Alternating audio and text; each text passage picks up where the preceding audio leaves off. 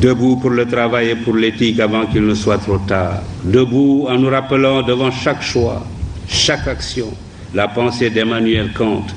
Demandons-nous chaque fois que nous sommes tentés d'avoir un comportement non éthique, ce que serait la vie si chacun faisait comme nous. Demandons-nous ce que serait une société de délateurs, de profiteurs, de voleurs, de corrupteurs et de corrompus, d'indisciplinés, d'insouciants, d'égoïstes, de fraudeurs. La liste est longue, mais la réponse est une, ce serait une société vouée à l'échec et peut-être à la déchéance et à la misère matérielle et intellectuelle. Alors, évitons de tels comportements. J'avais ajouté, déterminons-nous à débusquer et à écarter sans complaisance au besoin et à punir sans faiblesse ce qui ruine ce pays ou le desservent, les corrompus et les antinationaux, les roublards et les paresseux. Cultivons l'honnêteté et le courage au travail, que chacun au poste où il est, du ministre au planton, du chef d'entreprise aux manœuvres, considère comme reposant sur ses seules épaules le destin de la nation.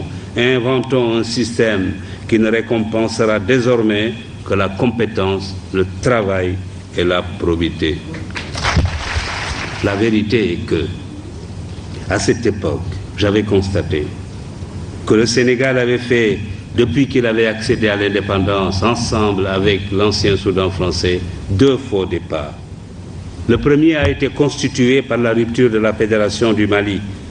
Je regretterai cette rupture toute ma vie, surtout aujourd'hui, où chacun est convaincu que la principale erreur dans ce continent est d'avoir accepté de le diviser en micro-États, livrés face à nos maîtres d'hier, à la fatale loi de la division qui amoindrit et affaiblit ce qu'elle divise.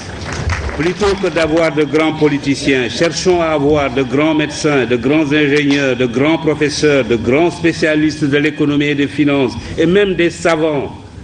Les pays les plus puissants du monde ne sont pas ceux où la politique est reine.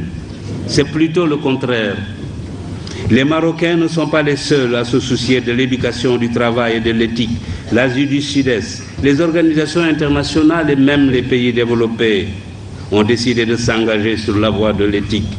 Des comités et des commissions commencent à se dresser un peu partout comme des sentinelles de la vigilance morale sur les routes de la recherche scientifique et technologique, de la gouvernance, de l'entreprise, du négoce, du sport et de toutes les activités humaines. Leur mission consiste à informer, éduquer, prévenir, enquêter, proposer des remèdes ou des sanctions aux organes compétents. L'éthique est désormais enseignée dans plusieurs universités, écoles et instituts.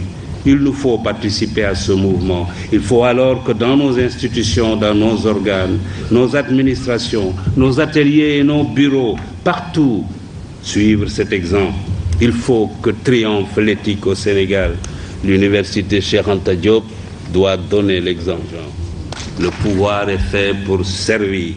Il est passager. L'argent ne sert qu'à satisfaire les besoins. Au-delà, il est inutile. La deuxième condition du règne de l'éthique, c'est l'éducation. Il est indispensable que nos enfants et nos petits-enfants bénéficient d'une bonne éducation. Tous mes amis des pays émergents me le disent, la clé de leur réussite, c'est l'éducation.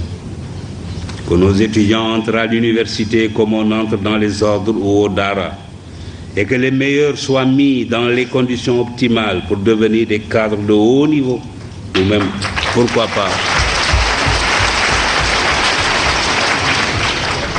pourquoi pas, comme je le disais tout à l'heure, des savants. Bien sûr, cela nécessite la réhabilitation de la fonction technique au détriment de la fonction politique.